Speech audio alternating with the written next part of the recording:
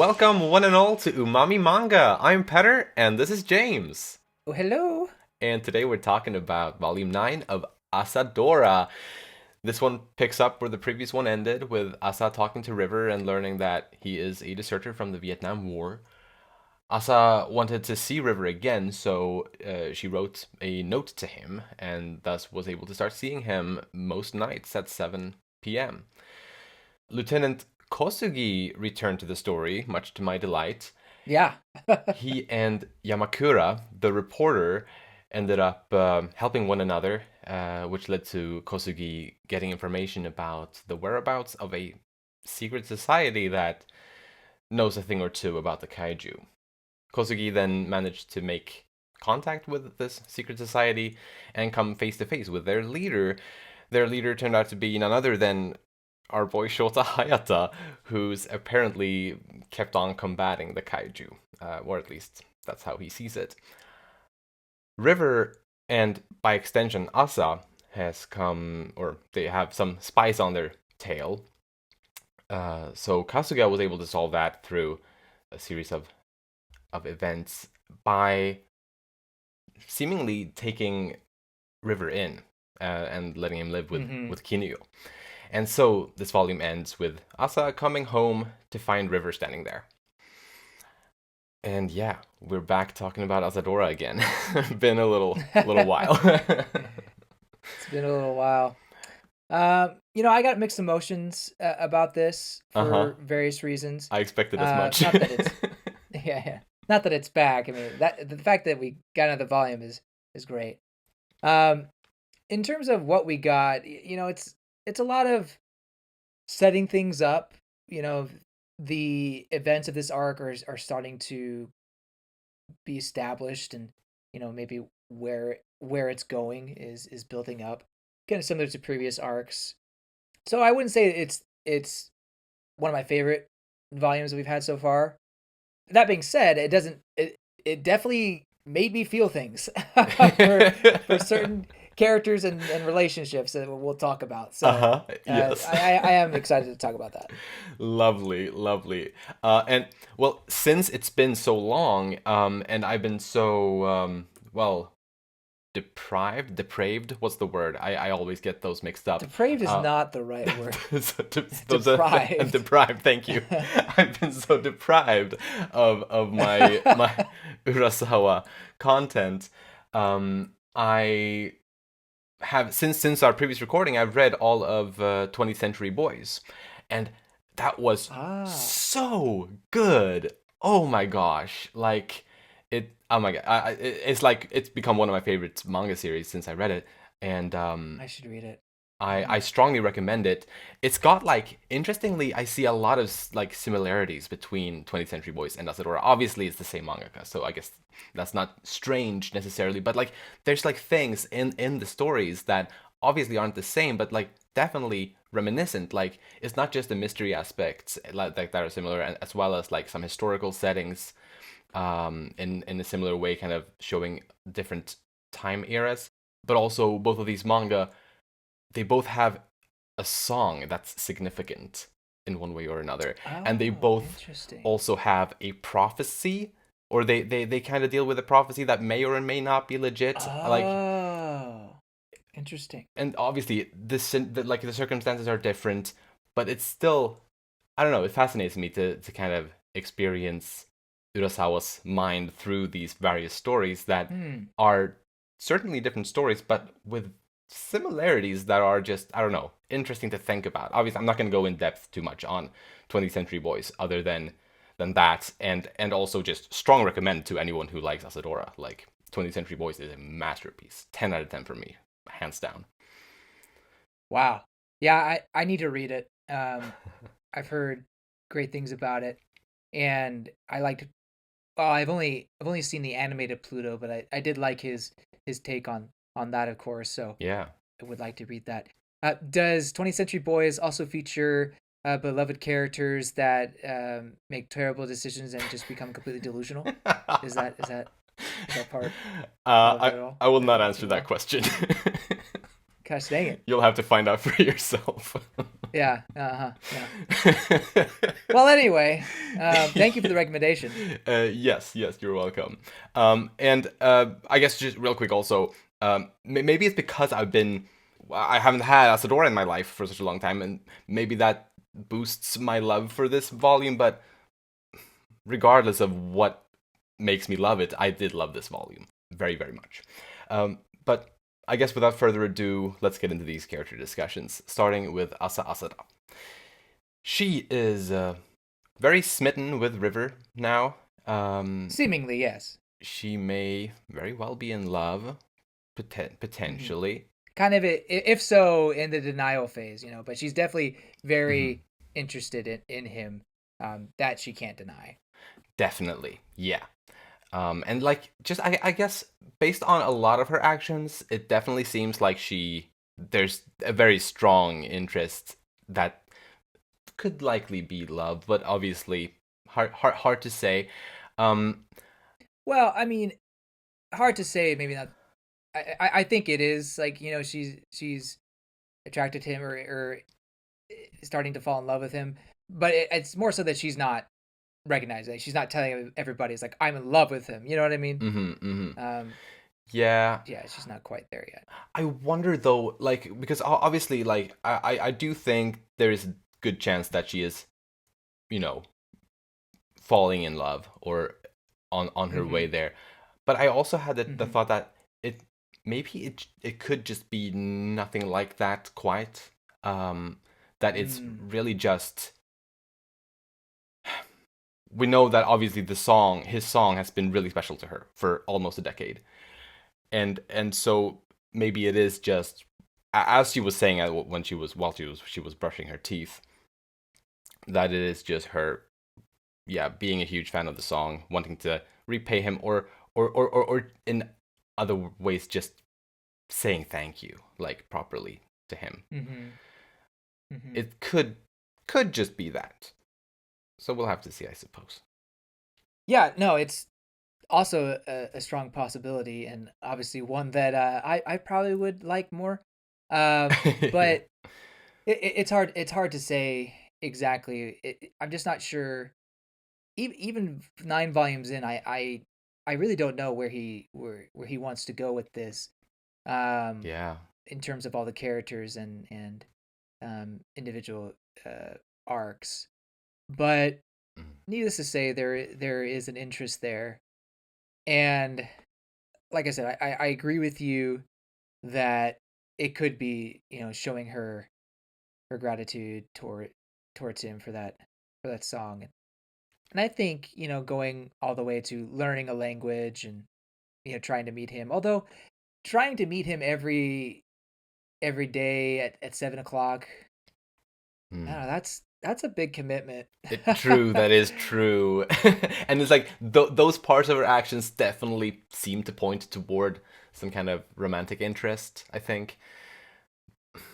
But it could also just be like she's a huge fan, like without any love in her heart. Like she's just, a big fan and he's her idol.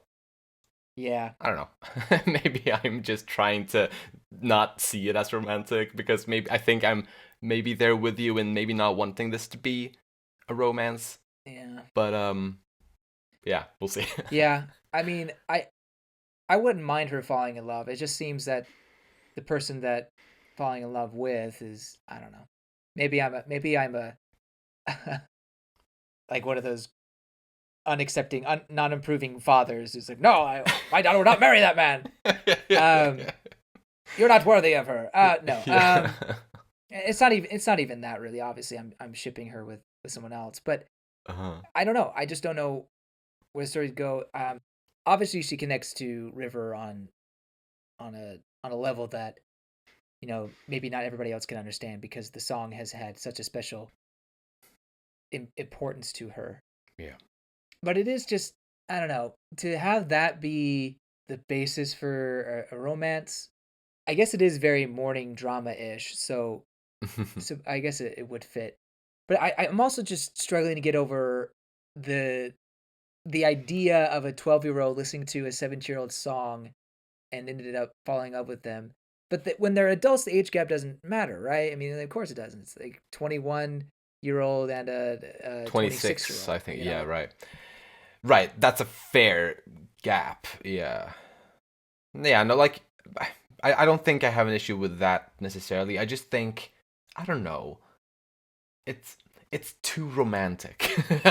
It's too good right now, kind of. And I feel like it's something's got to go wrong, or I don't know. It can't be this good. Not for too long anyway.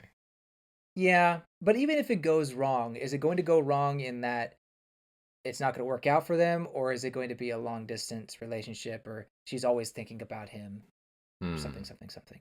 You know? Yeah, that's a good question. I do have a No. few points on this later for predictions, Sounds good. yeah, I'll save it for then. Yeah. I mean, look, Show is a bum now, so why not? Might as well. Yeah, I mean, hey, for as long as she can, be happy doing this, being with him, then that's all good. I just Yeah. have a feeling something's gonna happen. Something's gonna come in the way of it, one way or another. But yeah, we'll see. You want to know what's already happened? She's fought the monster 19 times, according to Jisoji's people. Indeed. And she's been on 104 flights, which is also rather a lot, and she's used the rocket launchers 7 times on the kaiju. So I was very happy that we got those statistics, because Yeah. I think we talked last time when the 4-year time jump had just happened, like what's been up? Like, has she been fighting the kaiju over these years? And now we know. Yeah. She absolutely has been.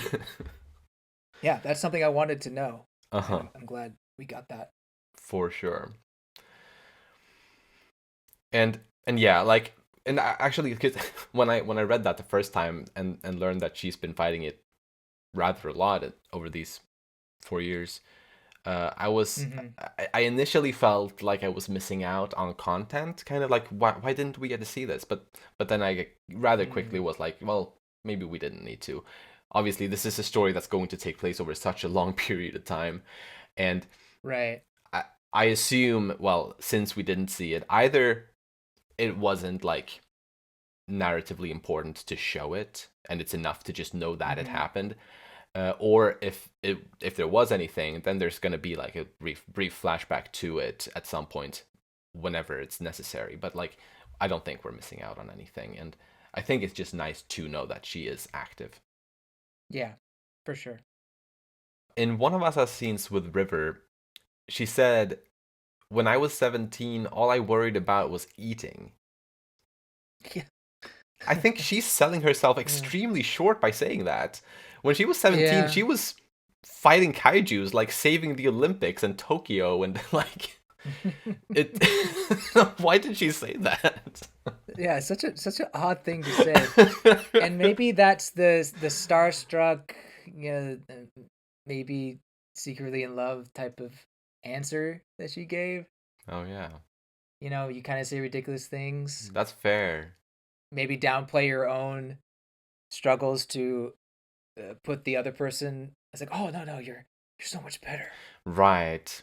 Maybe that could be some sort of humbling thing for her, but yeah, I mean, look, she can't go saying what she was actually doing, but Precisely. Right. Maybe it was just her trying to sound like a normal girl, like someone who isn't like a pilot superhero fighting right. kaijus. True, true. Yeah, I mean, like when River was 17, she was 12. You know, surviving a monster storm attack. You know, like Yeah. I and landing a plane. Right, Ugh, yeah. don't remind me. But yeah, I mean, yeah, I did think that was funny. For sure. Anything more on Asa? No, I think that's it. All right, then let's move on to Shota Hayata next.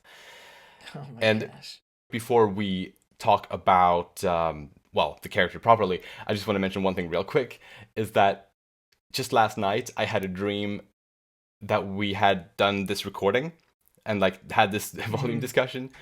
And as I was editing, I realized we had completely forgotten to talk at all about Shota somehow. And so that was just like a strange dream.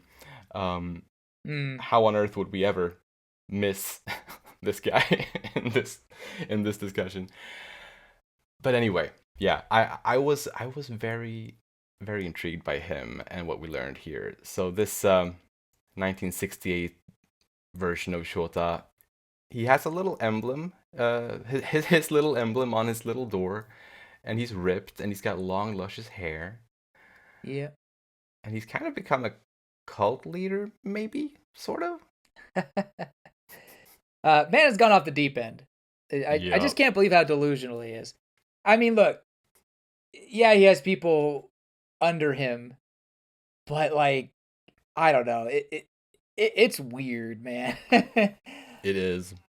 Now, I get what you're saying about him being the leader. However, he says there's someone that's their actual captain or their actual leader named Kondo, Yeah, that's interesting. right? I mean, honestly didn't see that coming. I thought when we got to that point, I was like, oh, somehow he put this all together. But I guess it makes more sense. How could he have orchestrated this without someone else's help? I have some ideas on who that could potentially be, but I'll save it for later. Mm-hmm. But yeah, it's just in some ways it's hard to see this, but in other ways, I mean, it could just be the drugs talking. But I mean, he's in great shape, He is. and he seems to be happy. Although the repeating the I didn't write down what he said over and over again, but Oh that yeah. part was very uncomfortable. Get it together. Be stronger. You must do better. Yes, His that was disturbing his new mantra. to read. Yeah, I guess yeah, having a mantra is not necessarily a terrible thing, but I don't know. It felt unhinged. Yeah, that's the word for it. Yeah. Yeah, no, I'm just I don't know. I'm just so fascinated with the turn that Shota's character has taken. um, he is obviously under the assumption that he is keeping Japan safe from the kaiju right now, and the drug that he got 4 years ago, which apparently he's still taking. We don't know for sure, but it seems like it's still messing with him because we know that before Shota got on the drugs, assuming he is on them right now, but whatever, like, Uh-huh. we know that before that he knew that Asa was out there fighting the kaiju, but now it seems like or obviously we just had that one scene with him, so it's hard to really I guess tell, but Did he know? he saw her flying the plane. Yeah, he knows he knows she flies, but I don't know if he knows where she's flying to. That's fair. Although to be fair, this may have just been like right as he was getting high the first time. Didn't he see her fight like flying where the kaiju was in that moment? Regardless, I guess it's not for sure. Yeah, I guess that's a fair point. He doesn't for sure know that she's doing that. Yeah, at least I don't think we've been led to believe that yet. Yeah, no, that's Maybe we'll fair. find out that he actually did know all along, Mm, or maybe he'll find out. I don't know, but yeah. yeah, I'm not so sure about that. I think though, or well, assuming he put it together in his probably not great state of mind that he was in at that time, he could have put it together that she's fighting the kaiju, and if he did, then he would know that she's doing that work. But obviously, right now he views himself as the savior and the protector of Japan. Yeah, And I yeah, mean that's so delusional. it's really tragic. I don't know what to think of him. Obviously, I've been rooting for him for a long time, and then when the whole drug episode happened, I was very distraught.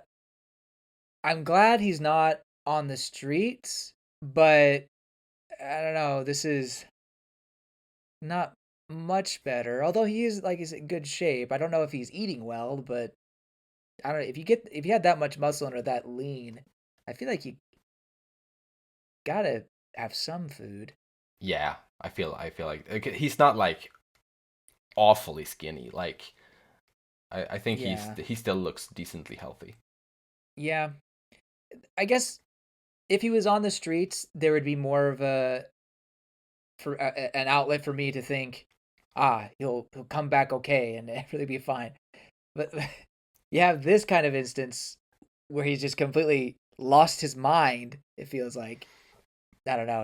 It's hard for me to see the boy coming back, but maybe that would Yeah. make it all the sweeter if he's has some sort of redemption arc or whatever. Right. But I want right. Yeah, no, right. But it's so interesting. Again, like I'm just so interested in this. It's like, is he turning into some kind of villain here, or is that what we're seeing, or oh will he swing back? Like I hope he will, but yeah. uh, So I have some theories about what's going to happen to my boy show, but I'll save that for later. fair, fair. Uh, yeah. Yeah, I guess something like I'm not gonna like go into anything huge here, but you were mentioning this supposed real captain or leader named Kondo that Shota mentioned. Yeah. Yeah, let's talk about him, yeah. I felt in that moment like Shota was referring to his other self, kind of like when he's the big guy, he calls himself Kondo. Oh.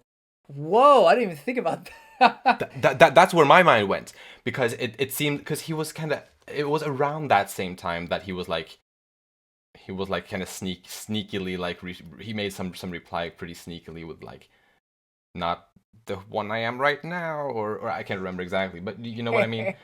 Right. um Right. like that part came around the same around the same time, and so I was wondering if he basically named his bigger self Kondo, but Interesting. yeah, I don't know.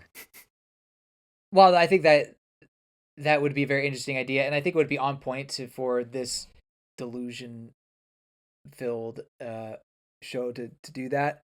I think that name doesn't really make sense for him, just because show the kanji for show is on the image of the Ultraman monster that we've seen, right? Yeah. Like that kanji's on it. So it feels like Hmm. show would have to be, or that kanji would have to be the name. And Kondo, as far as I know, maybe there's a reading I just don't understand. Uh, that kanji wouldn't be in Kondo, I believe. Not saying that it Gotcha. has to be, because again, it shows his own name. That's part of his name. Hmm. But I don't know if that would be what names his other half. My idea is that could it be Mikey's actual name is Kondo, Huh. Ah. or even the step further, could Kondo be the drug dealer that Mikey was working for, Gotcha. and now Sho has basically become the new Mikey, and the people that follow him get drugs from Sho, uh, who gets it from Kondo, Oh yeah. and maybe that's how it's all working in some ways. And so I mean, because I wonder how they would all follow him, right? Like, why would they all Hmm. follow him and be so, I guess, religious almost about it, unless they were under the influence of something? That's a really good point. Like, yeah, they would all have to be equally delusional. Right. And I guess like you can find people like that without drugs, but I Yeah, mean, yeah. you got people with binoculars looking out in the ocean and stuff like that. I mean, clearly they're looking for the monster, so they're all in on it, or at least the idea that Sho has about fighting the monster. Yeah. But yeah, I feel like there's still the drug being handed out Yeah. involved there. And actually that kind of ties really nicely into what I was going to bring up also regarding Shota, being that Uh huh. well he makes a comment about the donation that they got from Kosugi, and he says that it's going to be good, like we're going to be able to eat well now, all of the members, but Yeah. that's going that many money is going to drugs, like Right. I would guess. I mean, yeah, but like we said earlier, it doesn't seem like they're starving, or at least show's not starving. Hmm. So I don't know. Seems Yeah. interesting. Maybe But yeah, maybe most of a it is good going to majority of drugs. that, if not all of it, Uh-huh. yeah, is going to drugs. I agree. And a small portion of it is going for to real food. I mean, 1,000 yen can, you know, take you a long way back then. Yeah, right, in the 60s for sure. Very, very interesting. It's like I want to Yeah. know more about Shota's his mind, like what exactly how delusional is he exactly, for example, and like what Right. how like how much does he think of Asa these days? Like those types of questions I got like Yeah, yeah, I do too. Yeah, I mean, does he even care about that goal or that promise he made about the medal, putting it right. around her neck? Ugh. Does that even matter anymore? Yeah. Like, why was that in there? Why are you doing this to me? Thanks to having read 20th Century Boys, I have more faith Uh-huh. in Urasawa than I maybe had before. I mean, I had a lot of faith in him before just based on Asadora, but Yeah, and having read uh-huh. 20th Century Boys, my faith is even higher because that story was so nicely constructed, with everything having meaning in one way or another. And so I feel like he's setting something up in Asadora as well. Mm. Yeah, yeah. So I'm hopeful. I have faith in him too. Mm. I'm giving it a hard time with this, but I do have faith that it will come around. At least I'm that's what's keeping me sane because these slow releases do not help. Yeah. Yep. But I think that's all I have for now on show. I have some other stuff on another character, but I'll Mm. save it for when we talk about it.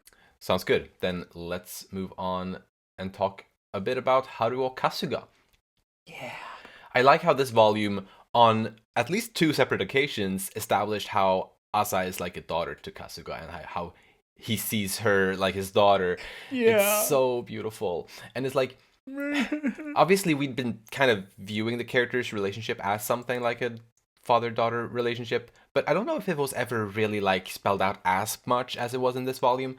We've had from Kinuyo's side Mm-hmm. like a motherly role be more kind of spelled out, but Mm-hmm. to see it from Kasuga now being like a parent kind of figure, it was very very nice and very welcome. Yeah, I mean, it literally had a character asking, "Wait, are you her father?" Mm-hmm. Um, Yeah. and he's just like, "Yeah, Yeah. yes, I am." It was good. Uh, I I can't remember where I landed on my favorite characters for this story. In previous recordings, it's just been so long, and I guess I could Oh have yeah. gone back and listened to it, but I didn't. However, I mean, just from what I remember in previous volumes and from this volume, I think Kasuga is my favorite character. I love his Nice. redemption. I love who he's become and Mm-hmm. his struggles with his past, and then being such a great support for Asa and basically being a father figure for her. Mm-hmm. Um, is he the only redeemable guy in this story? Is that just what's gonna happen? I mean, look, Kosugi is just starting, Yeah, yeah. so just wait. Let's wait for something to happen to him. No, Maybe he'll not Kosugi. secretly he likes to collect scabs. Something gross like that. What? No, I don't know. Anyway, Uh, but Kasuga, like, I mean, yeah, rough around the edges, but this guy's got a heart of gold, oh yes. and Mm-hmm. uh, despite his just hilarious caricature look, Mm-hmm. when you think about it, just very much a Yeah. stereotypical I caricature. mean, he looks ridiculous. Yes. He's one of my favorite characters. He's the sweetest. Mm. Yeah, in this volume, he really showed his kind of fatherly love for Asa and wanting to protect her. Yeah. And he was also really worried about her, like complaining to Jisoji that, hey, we've been lucky. Uh huh.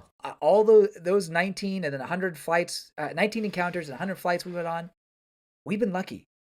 This can't keep up, or something's gonna give. Mm-hmm. So I like him bringing that attention, which also kind of does raise some red flags for the future. But that I don't know.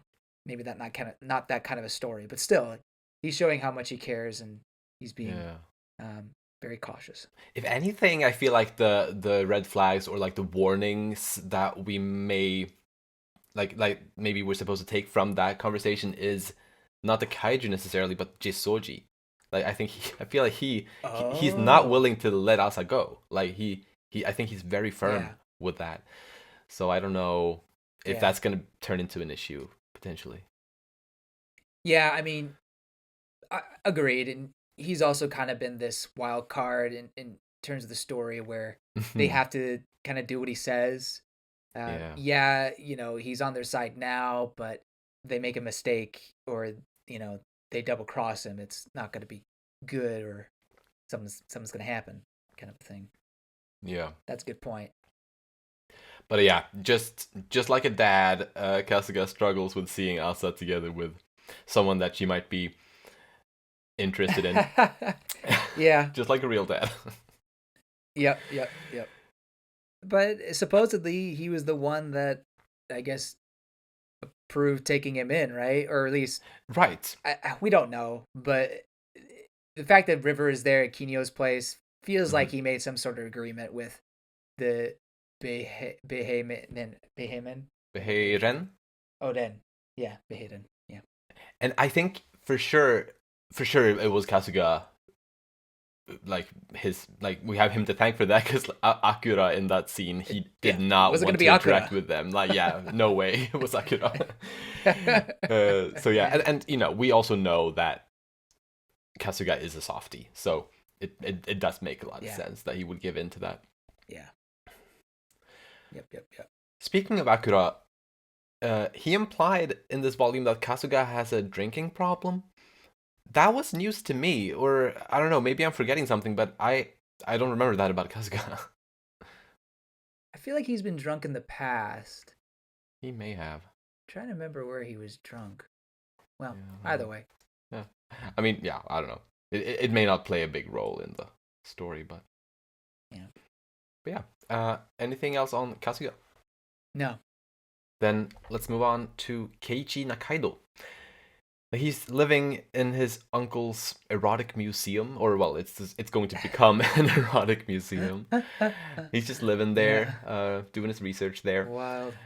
and in the flashback that we got to when Yone was on TV and doing the music number, and that was crashed by those activists or whatever. In that scene, anyway, in that flashback, we saw Keiichi talking pretty passionately about Yone as he was watching her on TV. Yeah, right? And it got me thinking about like the way that we've seen Keiichi act with Asa before. Like he's been Mm, or he seems to have been very taken with Asa. And we've talked about that, how he like is he interested in her romantically or what's going on there. mm-hmm. But now based on how we saw him act or talk about Yone, I kind of got the feeling that maybe he is just really easily wooed by any woman, and it's not necessarily like anything deep with Asa or Yone, and it's just like he likes women. I don't know. I don't know. I mean, his uncle being who he is, I guess that's not too strange. Although his uncle mm, is more outgoing about it, Yeah, yeah, and I don't know. Maybe it's a little bit different lane, but still, yeah. Like yeah. I think that's a good point, because I did notice that as well. His Mm. reaction to Yone, because he was so against using it in the past, but it also could be just you know he's grown fond of the girls there, not like romantically, just fond of fond of them, Yeah, and wants to support them in their dreams. But he but Asa points out like how into it he was getting. So yeah, yeah, maybe there was something there. yeah. Right, and maybe we're supposed to take that as him kind of shifting focus from Asa to Yone. I don't know. Maybe. Well, that incident was what, 3 years ago? That's fair. Yeah, that was a long time ago. Plus, she has a boyfriend now, Yeah. or supposed to the boyfriend. Yeah. Yeah, I don't know. Well, as long as he doesn't turn out to be a scumbag, like I'm fine with that. Uh-huh.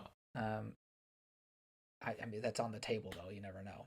You never know. But along with that, his uncle teases him about potentially having a thing with Asa, Yeah. which obviously would is not the case. Mm-hmm. I just wonder, why you even mention. I guess it makes sense for a family member to tease you about that. So in the context of the story of those two, their relationship, that makes sense. I don't think it's any sort of hint of there being any relationship. I almost feel like Yeah, it's no. just toying with the reader Uh-huh. at this point. I think so too. And I hadn't put the whole adores women idea together until you said that, but maybe there is something to that. And his speechlessness when he thinks about that moment flying in the plane Mm. and thinking of that poem um is almost like a religious experience for him. Right. And that's Um fair, honestly. yeah. Yeah. Yeah. So, I don't know, he's an interesting character to watch. But Mm-hmm. again, another one of these examples of a guy in this story who's just a complete mess. And like literally in cages, he's just a mess. Like stuff everywhere, and he has to get us to clean it up. Yeah. But he did start cleaning up himself once he just kind of envisioned her telling him to get it in order. True. Although we never um saw him actually finish cleaning, so who uh, knows if it true, happened. true. How does it get that bad? Why would it get? Was his professor like? Was that because you remember how they had it Mm, at the museum or wherever? They had to go through a bunch of stuff. yeah. Was that the professor's mess or was that Keiichi's mess? Uh, I I don't I know. believe previously when we've seen those messes, it's been, I believe, his old like professor's mess, but this was obviously his own, Gotcha. and I don't Yeah, know. He just took after his professor. I Professor, guess was it so. Yodagawa or something like that? Oh, good memory. Yeah, I think Um, that's what it was. but yeah, I think that's kind of what's happening here. um, and if I'm not mistaken, he was pretty annoyed with how messy his professor used to be, but now he's just the same. So Yeah, see, that's it's funny. yeah, it's funny. At the end of the day, it's funny. Hmm. But it also is like, really another guy who's just a complete wreck. Like, Well, come on. he's redeemable though. Like this is a redeemable mess. Like, um, Maybe, I, maybe. I think he should be, but um, yeah, for sure. we'll see. Well, Keiichi is working hard and researching the kaiju and all. Um, Mess or not, like he is working hard, and it's At least I hope so. well, he's been in touch with Ramos from East Timor about that photo that we Hmm. saw in the previous volume. The photo of it looks like a human with the upper body of, well, it looks like the kaiju. Hmm. And we talked about it last time, and I believe you and I both kind of felt like it would be definitely more interesting if this is not just a prop or a mask, but actually something Hmm. else. And based on what we learned in this volume, with it seems like masks like these or dress up like this doesn't occur, according to Ramos in East Timor. Hmm. With that, it feels even more like it's Yeah, it's like a human who probably yeah. turned into the big kaiju that we got in the story. Like it's crazy, and I love it. That it's yeah. The more I think about that, it's an exciting plot point, and I can't wait for it to be fully revealed and Yeah. dived into. Oh yeah. Yeah. So see, that's what I want to learn more about. It's just taking a long time for us to get there, and I understand there's Mhm. a, there are a lot of interesting characters in this story, and it's a weaving plot, and Yeah. that's what makes it so good. But Mhm. if only we to get more. If only it would be consistent, then maybe we get more of these little nuggets about the monster. Yeah. But Yeah, just a gotta get. a faster release schedule would not harm this story, but I respect that it takes time to put in the good work. Sure. But it's Sure. yeah, Yeah, I don't want him to overwork himself, of course. But no. But yeah, obviously it is very fascinating and interesting. Anything else on Keiichi? no. Then let's talk a bit about Kosugi next. So he appears to have been seeing visions of the kaiju since he saw it up close 4 years ago. So he's kind of been haunted by it ever since. Mm-hmm. And that led him to, well, for one, it led Yamakura to him, the reporter. Yeah. Yeah. Which in turn led Kosugi to Shota. So that was, I thought first of all, an interesting interaction to have the reporter and Kosugi interact. And it was cool because it kind of worked out for both of them. They both got something out of that interaction. Yeah. And then obviously Kosugi getting in touch with this secret society. And the man that, like, that goon guy that he gave the money to and who drove him over to Shota. Yeah. When they were in the car, first he spoke in German. He said "Ja, ich liebe dich," which means "Yes, I love you" in German. And then there was something in Chinese. Obviously, I don't speak Chinese, but I did put it into Google Translate to see if I could make any sense of it. And according to Google Translate, it says bok choy, twice cooked pork, and 8 treasure vegetables. So it's like a shopping list, or I don't know, like a cooking list. I don't know. That's interesting. So a lot of it is just, first of all, he's mixing languages, and that's strange in and of itself, I suppose. But also, both of the things he says are just kind of nonsensical. Yeah, when you said yes, I love you, I thought, oh wait, could this be a reference to River's song somehow? Like Ah. maybe Sho is, you know, remembers a song that Asa used to sing or something. Um, but then you listed the grocery shopping list. It's like, okay, never mind. Yeah. Yeah. And like this guy, obviously we were supposed to talk about Kosugi, but I guess this guy fell into my Kosugi notes. He's like the only, I guess, thing we know about the secret society other than Shota at this point. And he's just the weirdest guy. I don't know. Maybe they are all on drugs, and that's why he's acting weird. Yeah, it's odd. I mean, if you're gonna follow someone like Sho, it feels like you got to be a little odd. True. But yeah, do you have anything more on Kosugi? Yeah, well, it's really about his interaction with Sho. Mm-hmm.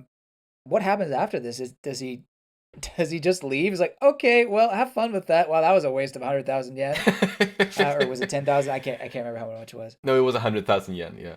It was, yeah. It's like, Yeah. I mean, the man's not getting his money's worth. I don't think. No, well, yeah, just based on what we saw here, definitely not.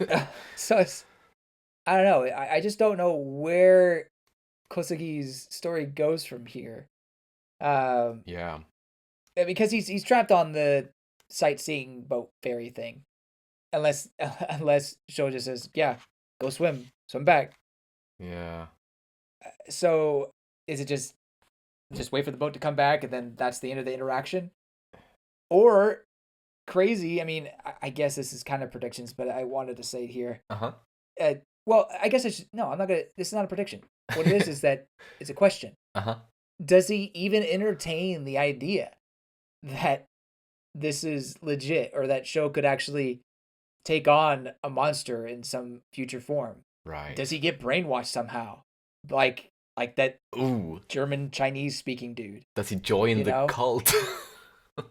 Yeah, like, oh, interesting. Otherwise, I mean maybe he just keeps an eye on them, but I don't know, just it doesn't seem like much of a point to it other than showing us what Shotaro is up to, you know? Yeah. Right, Like, precisely. Right, precisely. For Kosugi, it should lead somewhere. And so I bet we'll see this scene conclude in the next volume. Um, Whatever direction it goes, I feel like there's got to be at least something else, something more. yeah. But yeah, that's an interesting idea. But kudos to you, man, like for believing that Kosugi would be a returning character. I really thought that he had his, moment in the story, and I was like, I don't really think he'll come back. I think they're just showing us a different viewpoint. But Oh yeah, you were right. just the vibe I got. Uh, And I liked his vibe, so I guess that also made me want to see more of him. So He's a chill guy. yeah, I like Kosugi. So yeah, for sure excited to see more of him now. Yeah. All right, then next let's talk a bit about Kinuyo. Finally, we learn more about the person that Kinuyo lost in the war. It was a man that she loved. Either a boyfriend or a husband, it seems like. It wasn't quite clear, but Yeah. something like that, supposedly. Mm-hmm. And he was captured during supposedly World War II and was imprisoned in Siberia for good. So the lesson that Kinuyo learned after having lost him was even at the risk of your own life, no matter what, you shouldn't let loved ones go to war. And she tells Asa that, and I'm assuming that Asa is gonna take that to heart. Yeah. Yeah. But what does that even mean for her, though? Because, for one thing, she's flying into war all the time against the kaiju. Like, that's her war. That's true. That's true. So, Hmm. I don't know. I mean, I guess it's okay if you do it, but don't let other people do it. That's a yeah. And then the other thing is that River doesn't really have to worry about war. They're not. The U.S. is not going to capture them and send him to Vietnam. He's a traitor. They're going to put him in prison. That's Yeah. that's how it. That's at least that's I think is what they were doing to deserters. I mean, obviously they weren't killing the man. They're just Hmm. capturing him to make sure they intel wasn't released, and they probably put him in prison for a time. Probably yeah. Um, Hmm. but that I mean, he gets taken away, sure, but that's not war. Yeah.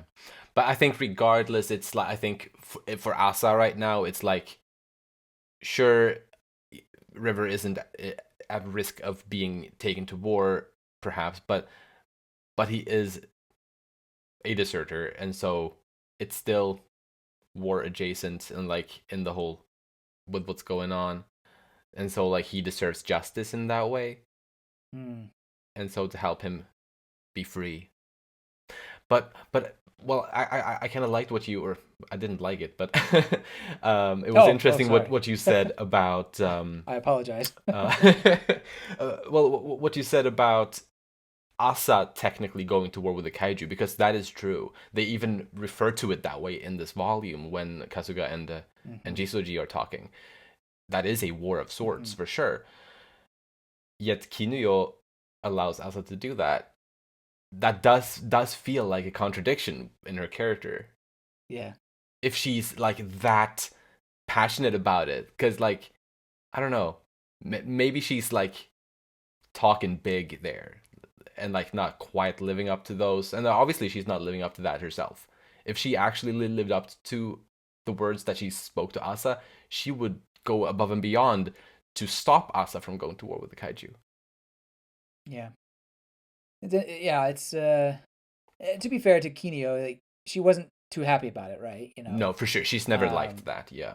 Mm. and I think she tried to put a stop to it, but the they were able to plead their case well enough. So maybe it's Mm. not necessarily too contradictory, but yeah, there is that point.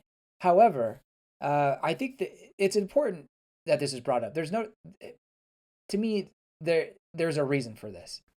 Mm. Urasawa doesn't just bring this backstory up without there being some sort of reason for it. Yeah. Now, it could just be River, but I have another idea of what it could be that I'll say for predictions. But I just wanted to say that I think this is important. All right. Nice. Then well, let's move on and talk a bit about River Ithridge. Before there was a point before Kyoko came in and made her first appearance in this volume, she was kind of interrupting Asa and River in their moment. River said Asa dot dot dot, and but then he was interrupted by Kyoko coming in. Mm-hmm. It felt like he was about to say something important there. Maybe he wasn't. I don't know. Obviously, we have no way of knowing what it could have been. But I don't know. I guess I also wanted to ask if you had any vibes there, feeling like what he could have potentially wanted to say, but maybe it doesn't mean anything. Yeah, it doesn't feel like he was completely cut off, but I do see there being potential for that. I do feel like there is something he's hiding, or there could be something more. Mm-hmm. One of them is in my predictions, but one that I just thought of right now is what if he didn't actually write the song? Uh-huh. He just really lied about it. But he talks about it later on, like Yeah. saying how he wrote it in 17 in Tennessee, blah blah blah. So he goes into great detail. So I don't Yeah. know if that's true. I think he had to have written it. There's that also. Asa recognized his singing voice like almost right away. True. I guess my point was that he didn't write the song. He may have performed it, but he Oh, didn't write it. gotcha. And that's definitely fair because I feel like that's always, or at least in pop music, that's always been kind of pretty common for the singer to not have written their own songs. Yeah, but the lyrics, I guess you never truly knew what they were saying. So maybe it's not as Yeah. important. But it did feel like those lyrics were important to Asa. So finding out that he didn't actually write the music seems like or write the song, or even the music itself. Like maybe he didn't even write the music. Right. Mm-hmm. Maybe that you know the fact that he didn't know the truth. Maybe that hurts her. Although that does seem very shallow. If that's what Yeah. gets in the way of their friendship or more. Yeah, precisely. So anyway, that's just a thought I had, Mm. because I do feel like there is something more to River. I mean, there has to be something more to River because Yeah, for sure. again, it feels like there's all these characters, mostly guys, have a catch. You know, like there's something else if they're not already shady. So I I feel like if River gets a pass on everything, it almost feels like, well, that's an uninteresting character besides the fact that he had that song. I guess that was good, and Mm. I maybe they'll be good. They'll have a good chemistry. Right now, it does kind of feel like a Florence Nightingale type of a thing, except she's not really bringing him back to life or healing him or anything like that. So maybe that's not the best example. But anyway, To me, it does feel, as I was kind of saying earlier, I believe when we talked about Asa, it feels like it's too good. It's too good right now. Whatever yeah, they have I going agree. between them, it's too rainbows and butterflies, whatever. Yeah. And I feel like something will put an end to that, whatever it will end up being. Mm-hmm. Again, as I said, I agree with you. There's got to be something more. One Hmm. other thought I had though, and I have this written down, is that I thought, oh, maybe he was lying about his identity entirely. Now you mentioned that uh, Asa remembered his voice, so that you know is one demerit against it. But also, Ikuda seems confident he's the real deal. Like they looked him up. I don't know how they exactly are able to confirm all said identity back in those days, but they seem pretty confident he's the real River Etheridge from Hmm. Tennessee. Right, So right, right. there Precisely. goes that idea. True. What? Anything else on River? No, that's it. Then, speaking of Mr. Akira, let's talk a little bit about him. I like how Akira, in rather early in this volume, he kind of predicted that the kaiju would come and turn Tokyo into a sea of fire exactly 50 years before it's gonna end up happening. Man's got a crystal ball, apparently. Yup, yup. Also, Sweden was name dropped in one of Akira's lines. Uh, Ew. I just think it's a little funny as a Swede to see little Sweden be mentioned in media from other parts of the world. Yeah. um, so yeah. Yeah, I mean, when America is mentioned in this one, it's mostly like, okay, what are the Americans going to do this time? You know, are they going to ruin this? It's like, Yeah. sorry. No. Yeah, Yeah. no, that's neat. Hmm. Yeah, he seemed like he was on one in this volume though. Like he's kind of been intense previous one, but maybe not as short tempered. This one he just feels like he was gonna punch everybody. You know, it's just That's fair. I'm not having it today. Like Yeah. wow, okay, sorry. He was Maybe the 4 years have been really rough on him. right. Yeah, either that or he was having a rough week just currently. Maybe. But yeah, that is a good point. He's been yeah. I didn't think about that exactly, but I did think about back when he was introduced. He was more kind of in the background and didn't kind of I guess make as many moves or whatever you want to say. Right. He was just kind of there, and my thinking initially was like maybe that was just because he was shy or something. But like by now he knows them all so well, and so he's just kind of letting loose a bit more. But I don't know how realistic that is. Uh huh. But yeah, he's probably stressed out, overworked. That could be the reason too. Yeah, I mean, there's that one panel where Kasuga hears out the Beheiden on Yeah. their what they want from him, and he's like swear I don't know. There's like squiggly lines in that bubble. Yeah, right. That was funny. So mad. Do you have anything more on Akira? No, no.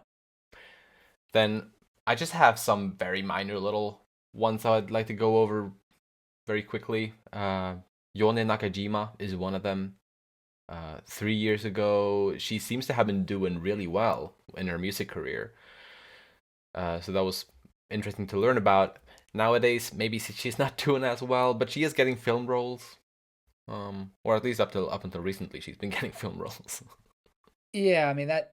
I think the previous volume kind of established that she had a boom and then it kind Oh of yeah, died down, and this was her last attempt. that sounds familiar. Um, Yeah, yeah. but because she wouldn't, or she didn't want anybody to see her Nikki, Hmm. she escaped. But Yep. yeah, I mean, I'm very curious about Yone's future. I mean, maybe she'd just Yeah. be content with getting married and either raising kids or having a job elsewhere. I don't know. Yeah, it'll be interesting to see if she'll be able to save her career at all, or whatever is gonna happen with that. Hmm. I also wanted to briefly go over Miyako as well.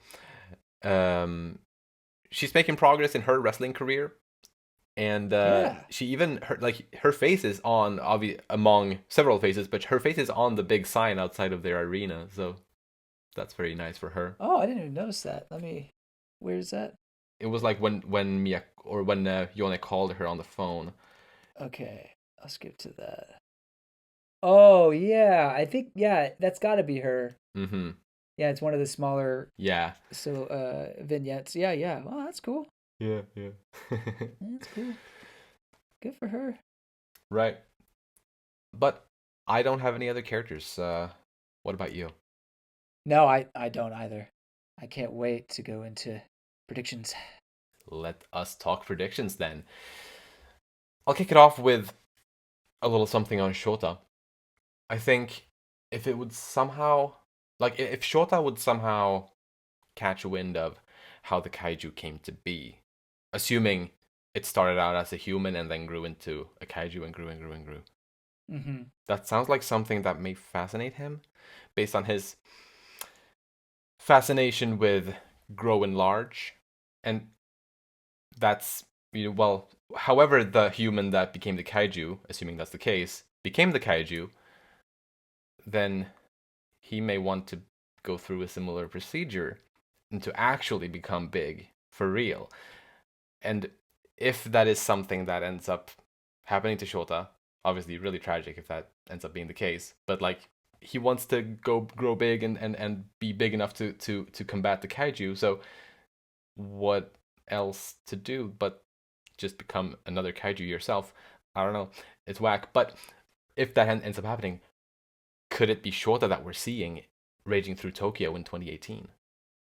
Man, you totally took my guess. Oh, did I? Sorry. I have, to be fair, I have 3 show related guesses or All right. predictions. Lovely, because this was my only show related guess. So Okay. And all of them contradict each other.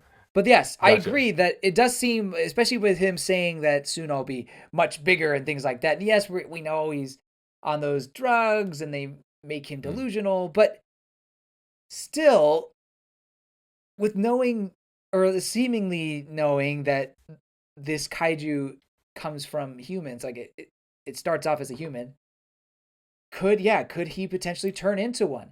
And maybe we're seeing multiple fights with different monsters, although that I'm not sure about. But maybe because Sho is in the water so much, maybe he does come in contact with something that turns him into one.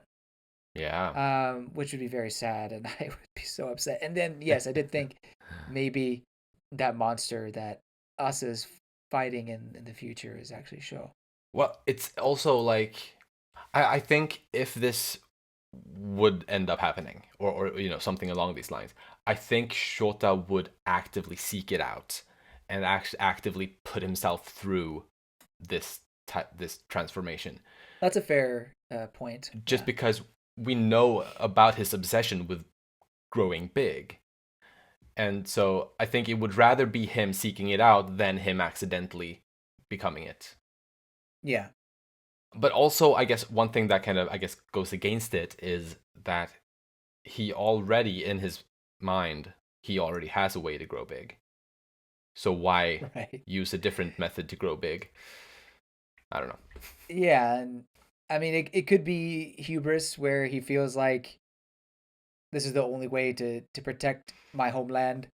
Yeah. And I'm the only one who can do it. And maybe that's how it ends up. Because he feels like his drug powers are not working right anymore. Precisely. Maybe he it stops having an effect on him somehow, like over time, like he gets like resistant to it or whatever. Yeah, maybe.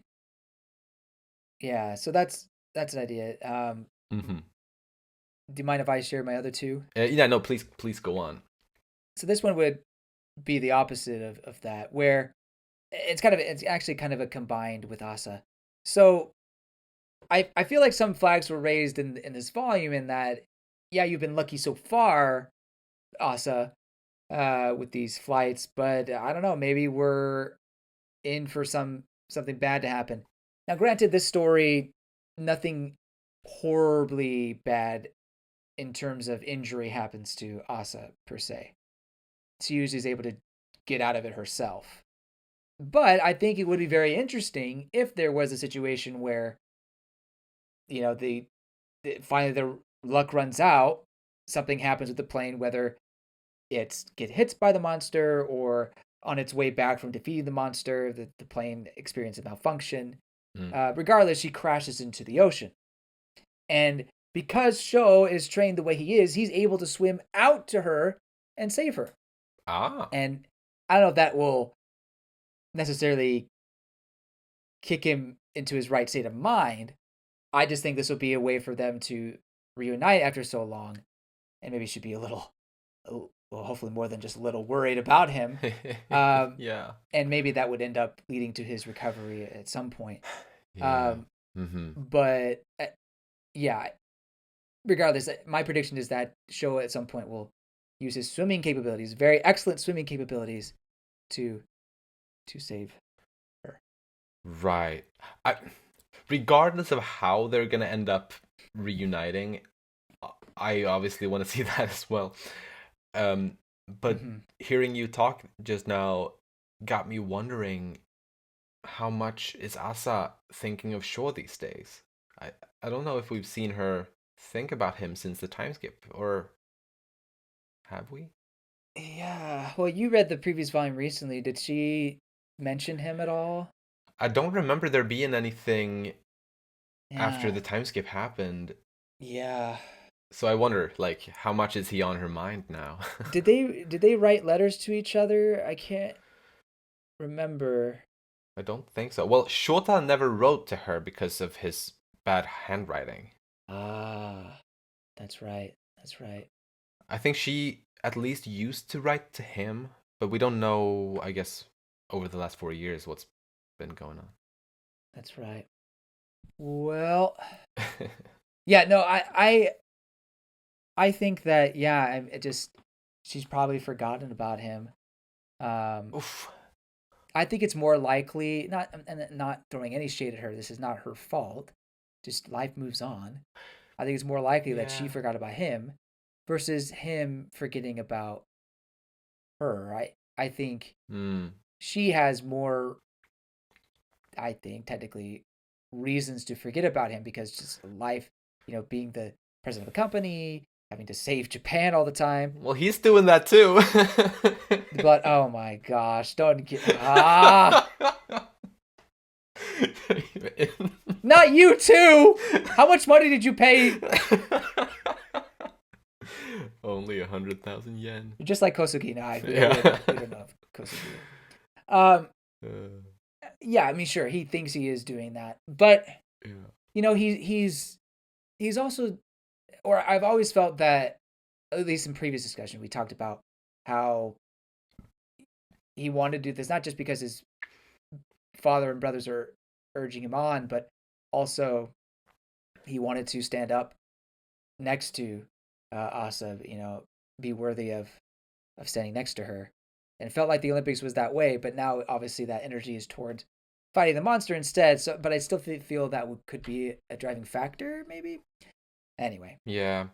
Right. And to be fair, we at least based on what we've seen post time skip, from Shota we've seen him reminisce on the past a decent amount based on like Uh huh. what we saw in this volume. He was talking about his past a pretty decent amount, like percentage wise, out of what we saw from him. Mm-hmm. So with that in mind, I agree. If he's pondering about his past, then I think Asa is a pretty major part of that past. So that makes sense. Meanwhile, how much have we seen of Asa thinking about her past, like actively thinking about her past since the time skip? I don't know if it's been all that much. Hmm. I mean, what was the thing she thought about the most in previous arcs? It was her lost siblings and parents. Right. Has she did she mention that at all in the previous? Because she didn't mention this volume. Did she mention them at Right. all in the previous one? Not that I recall, or at least not after the time skip in the previous one. So yeah, maybe Asa is starting to learn to live in the moment a bit more. Well, I guess that's a positive way of looking at it. Yeah, but obviously sad if it means that she's forgetting about Sho. I mean, yeah, I think we've talked about the fact that surely the parents are just gone, or that the family are just gone, right? Like how could they still be alive? Um, but the Yeah, fact that she just kept bringing it up made me feel like maybe there is something more to that. yeah, Um, but I mean, yeah, we're volume and a half into this time skip, and it I'm not so sure, or they haven't been mentioned. So maybe, yeah, maybe she's learned to accept the fact that they're gone. maybe. If so, we need to have some kind of confirmation of that.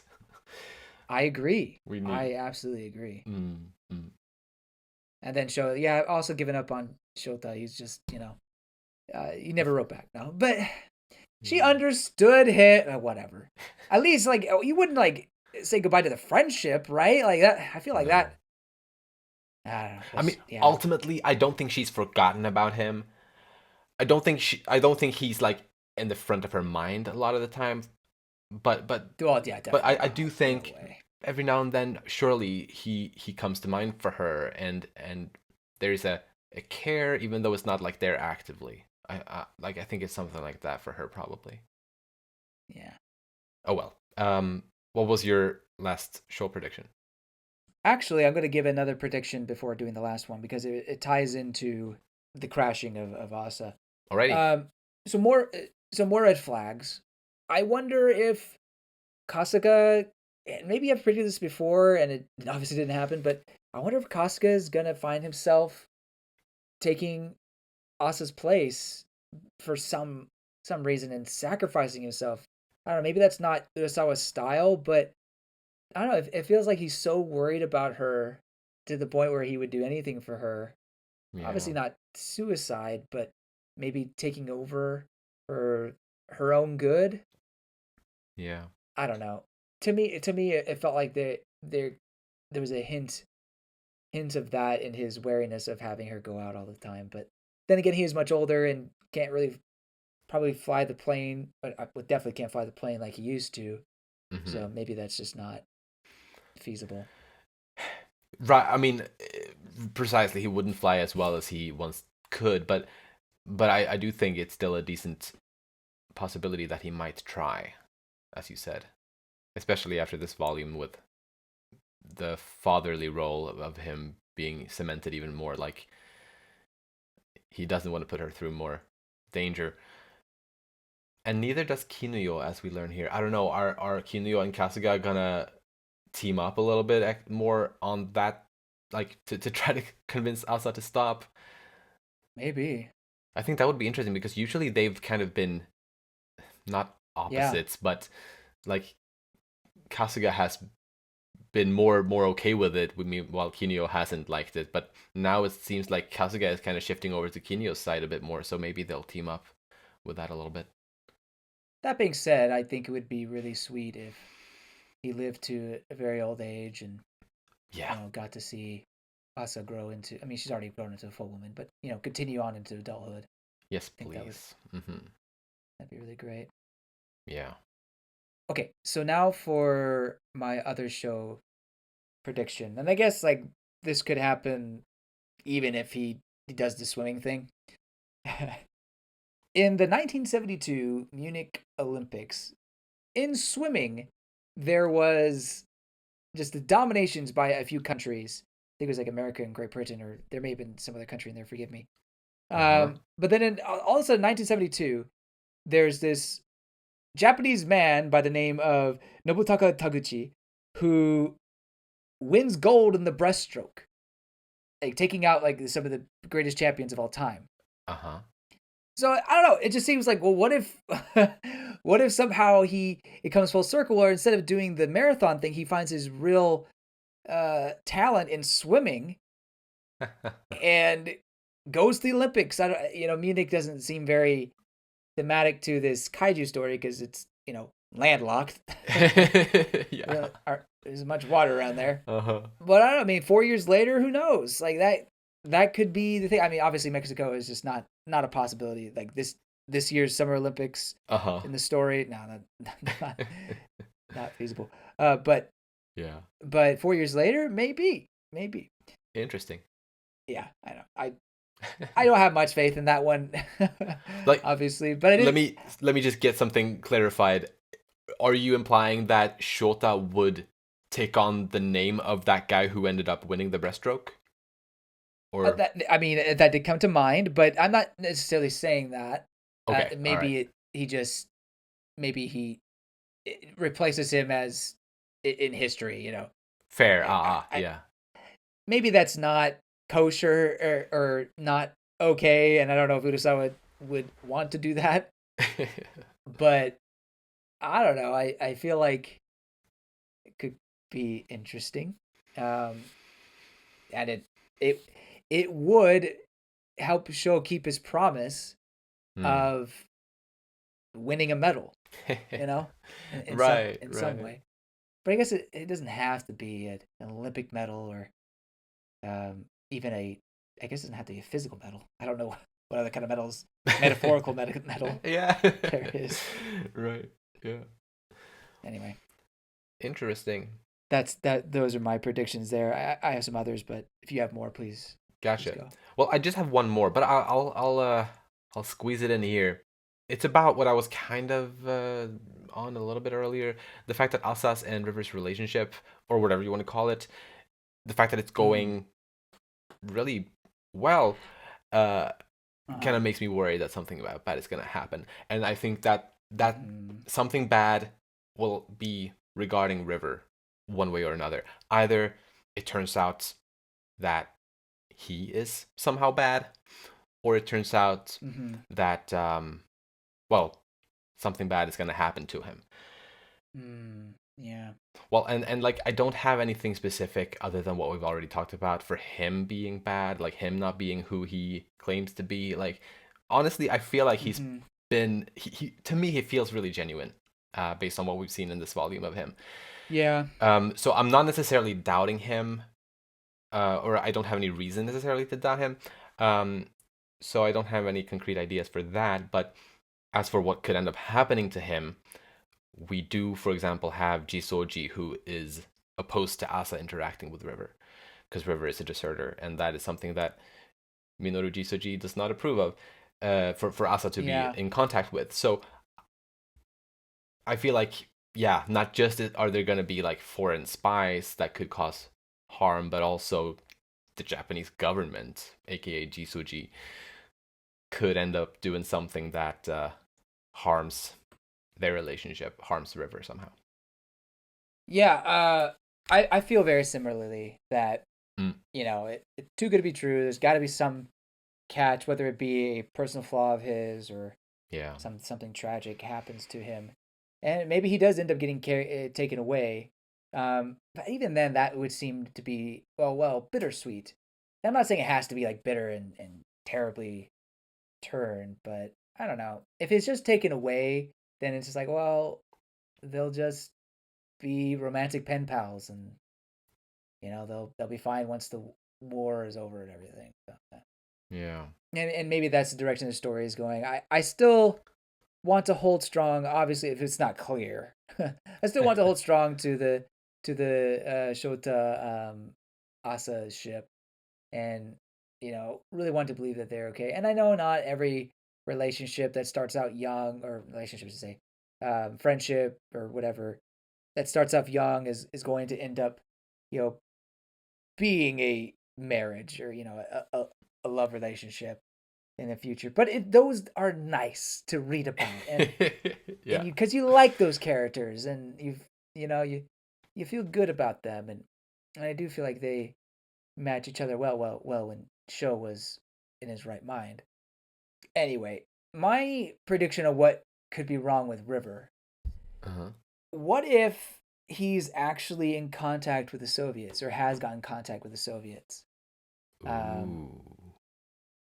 that could be, and it's not necessarily malicious, but obviously the Soviets want any sort of intel they can get, and if he can escape, or if his plan was to use him to escape, I think he'd take that. Interesting. And Behaden seems to be okay with that kind of stuff, or like that's part of their goal is to get them to other countries, and Mm-hmm. Soviet Union could be one of those. Yeah. But here's the issue lies, just as we were talking about Yusoji, is they don't want Soviets to hear anything about the monster, or Asa. And so if they find out that he actually has had contact with the Soviets somehow, that could be a big uproar. Now I don't know if he's could be considered a spy, spy who's getting intel purposefully. That would be really tragic. That would be Yeah. very juicy. Like if he's just like Kane Johnston. Yes, just fighting for not the Americans, but for the Soviets. Um, Yeah. I think he would. It would be one of those, you know, double cross, or traitor type of things. I think I don't think he's secretly had been Russian all this time, but No. um, anyway, yeah. So I think it'd be more accidental, you know, um, Hmm. that he could actually really give really good intel. Basically, exactly what Akura and Jishoji have been worrying about. Right. Yeah, that would be interesting. And maybe Asa somehow convinces him to not go with that, and that's how it all ties into Kinuyo's war thing. Maybe. Yeah. There's another thought I wrote down, but Mm-hmm. I don't know. Right. Yeah, that's all I got. All for predictions? Yeah. All right. Yeah, this time for some reason I didn't have as many predictions as I did last time. I remember last time I had a shit ton of predictions. But yeah, it was good anyway. I'm certainly looking forward to the next one. But James, who was the star of this volume to you?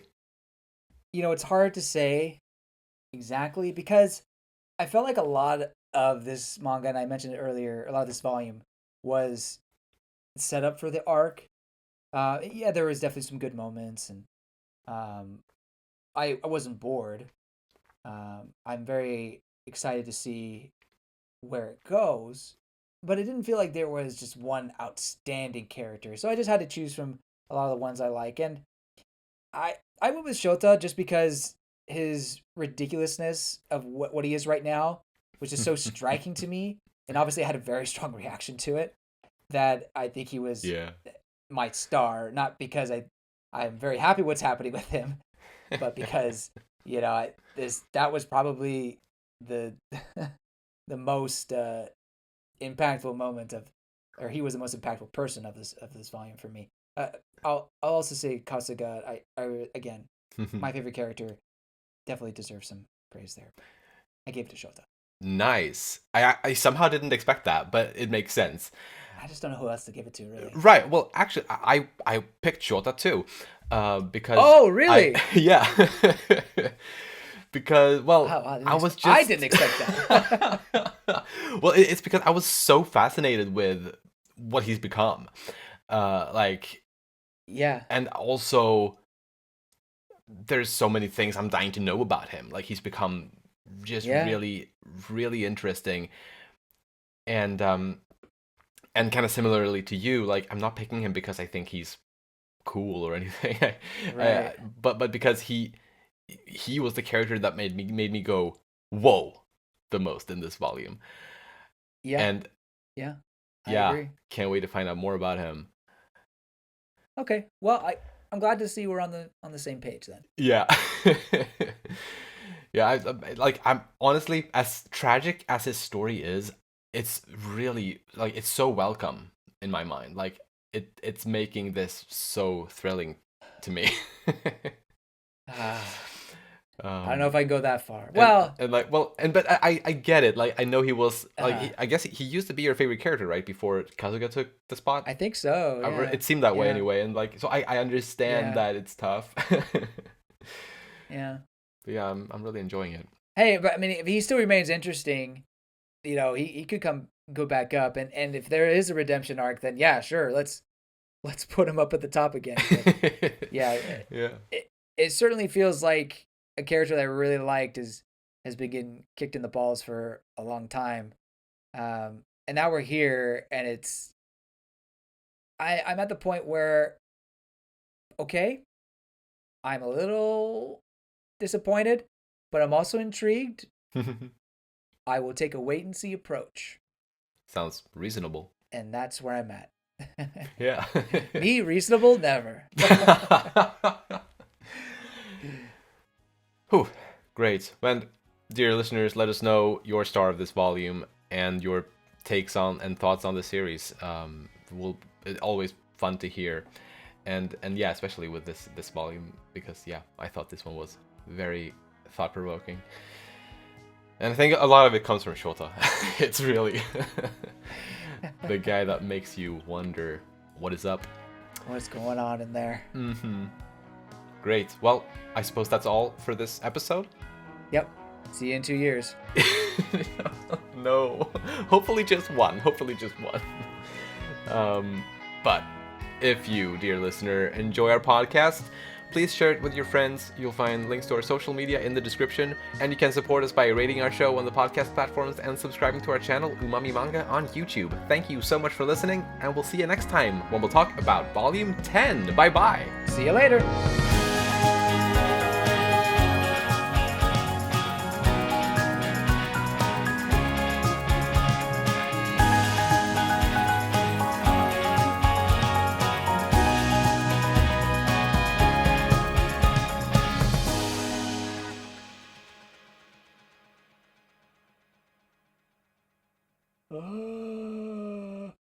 Is that a centipede on the wall? Mukade. Mukade! Mukade! Oh, it's much smaller than those. Okay. Those. But it is on the big side.